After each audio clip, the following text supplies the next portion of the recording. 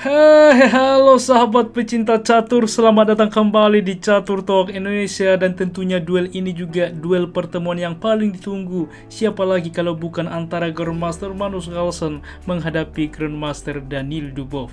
Tentunya pada event rutin chess.com Title Tuesday 2023. Bagaimana permainannya, langsung saja kita simak di Catur Talk Indonesia.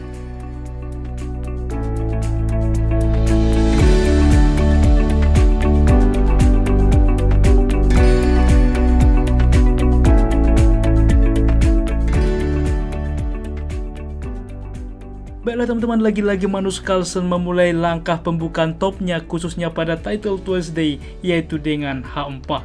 Dan sebelumnya ketika Hikaru Nakamura memilih H4, dibalas dengan pion ke B5 oleh Magnus Carlsen. Dan ini juga sangat seru teman-teman. Bagi Anda yang belum menyimak, silahkan klik link yang ada di kanan pojok atas. Dan pada kesempatan ini Daniil Dubov memilih dengan H5, langsung menghentikan pion ke E5, lalu C5 mengarah kepada pertahanan Sisilia. Kuda ke F3, kuda ke C6, kuda ke C3, dan G6 mempersiapkan fianchetto. D4 langsung juga menawarkan pion sentral, pion memukul pion, kuda menerima, gajah ke G7 dua kali mengancam kuda, gajah ke E3 mensupport kuda, kuda ke F6 saat ini. Selain ke depan bermanuver ke petak G4, juga mempersiapkan rokade. Menteri ke D2 dari Magnus Carlsen mungkin juga ke depan mempersiapkan rokade sayap menteri. Ketika rokade secara berseberangan, maka kita tahu permainan akan berlangsung agresif. Kuda ke G4 fokus rencana mengancam gajah. Dan tentu trade ini tidak bisa disepelekan. Kita bisa bayangkan apabila di sini kuda memukul gajah, wajib pion menerima, pion bertumpuk. Karena juga teman-teman, apabila menteri menerima, maka kuda ini akan tumbang ke depan. Sehingga untuk itulah Magnus Carlsen merespon dengan kuda memukul kuda terlebih dahulu mengancam menteri, pion B menerima, baru gajah ke D4 di sini menawarkan gajah. Gajah ke H6 cukup menarik, di mana juga terlebih dahulu mengancam menteri, walaupun tentunya membuka gajah ke depan mengancam benteng. Menteri ke D3, lalu rokade saat ini mengamankan raja juga menyelamatkan benteng. F3 mengusir kuda. Yang jadi pertanyaan teman-teman, apa yang wajib dimainkan?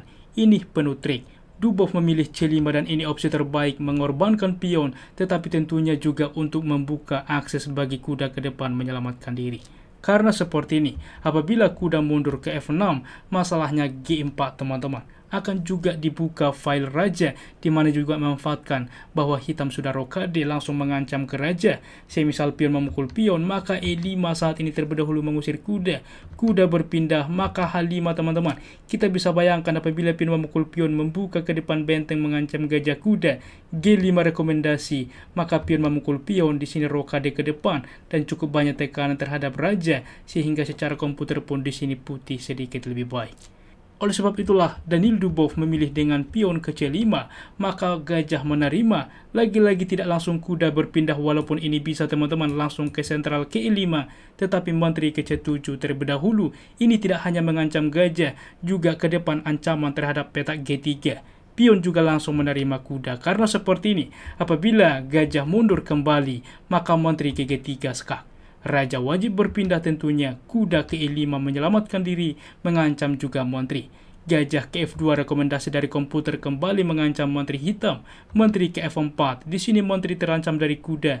Menteri ke E3, maka pertukaran terjadi teman-teman. Gajah melakukan skak, raja berpindah, pertukaran terjadi.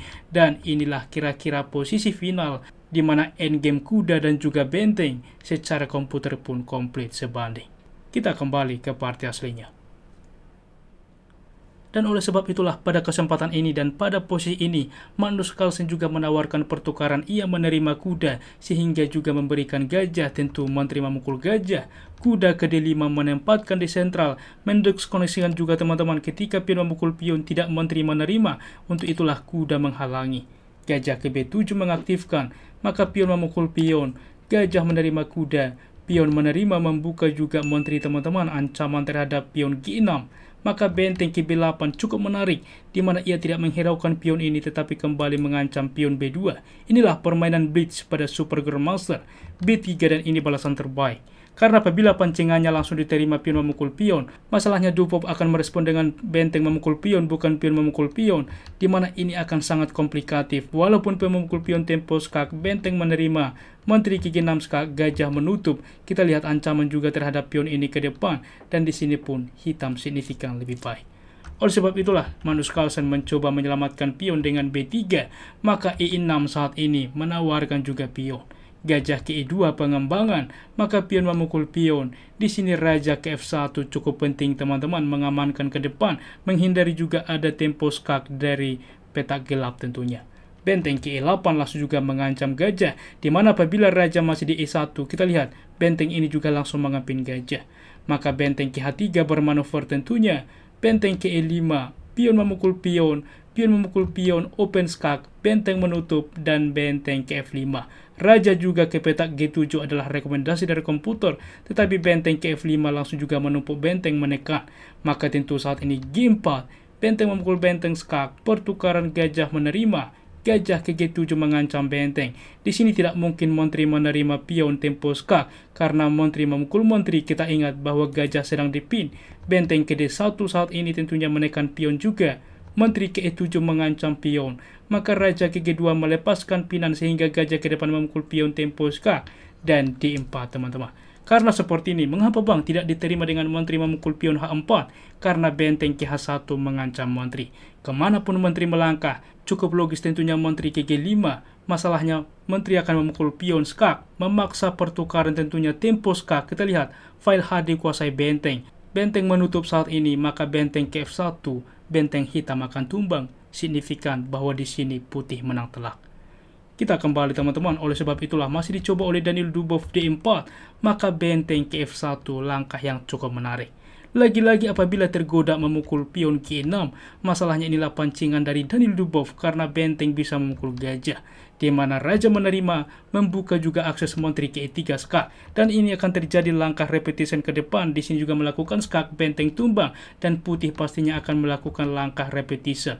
Karena apabila raja saat ini berpindah ke H6, masalahnya ini blunder karena G5 skak, raja ke H5, menteri tentunya ke E8, langsung juga skakmat teman-teman. Dan kita kembali ke parti aslinya. Dan oleh sebab itulah Magnus Carlsen tidak langsung menerima pion G6, melainkan dengan benteng ke F1, menteri ke D6 saat ini, maka menteri ke E4. Kita lihat juga dari sisi waktu teman-teman, Magnus Carlsen 20 detik, sedangkan juga Daniil Dubov 3 detik, sehingga cukup ada tekanan time pressure tentunya. Benteng ke F4 langsung juga mengancam menteri, cukup logis, disupport juga oleh menteri saat ini. Maka coba teman-teman Anda pause video ini, apa langkah brilian kombinasi taktik yang ditemukan oleh Magnus Carlsen di dalam posisi seperti ini. Bagaimana teman-teman? Selamat bagi Anda yang bisa menemukan langkah itu ialah dengan menteri memukul benteng, mengorbankan menteri. Sejatinya tidak, karena apabila dilanjutkan, menteri memukul menteri dari Daniil Dubov, dan setelah gajah ke D5 skak membuka benteng mengancam menteri, di sini juga Daniil Dubov menyerah. Karena jelas setelah direspon, maka benteng memukul menteri unggul 1 perwira. Cukup mudah ke depan bagi Magnus Carlsen memenangkan permainan, apalagi juga dari sisi waktu, ia lebih unggul. Sangat-sangat menarik lagi-lagi bagaimana duel yang terjadi. Magnus Carlsen menghadapi Daniil Dubov, berikut tingkat akurasinya. Ulasan permainan dari komputer menunjukkan bahwa tingkat akurasi dari Grandmaster Magnus Carlsen 94% dengan satu langkah brilian, dan Grandmaster Daniil Dubov 83,9%. Demikianlah ulasan catur hari ini. Jika suka, please like, komen, dan juga subscribe sehingga algoritma YouTube membaca video ini dan semakin banyak direkomendasikan bagi sahabat pecinta catur lainnya. Apabila ada saran ke depan dan juga request kawan-kawan, jangan ragu tuliskan di kolom komentar dan kami akan berusaha membantu requestan dari Anda. Salam Catur Talk Indonesia, sampai jumpa di video berikutnya. Keep sharing and keep loving. Bye bye.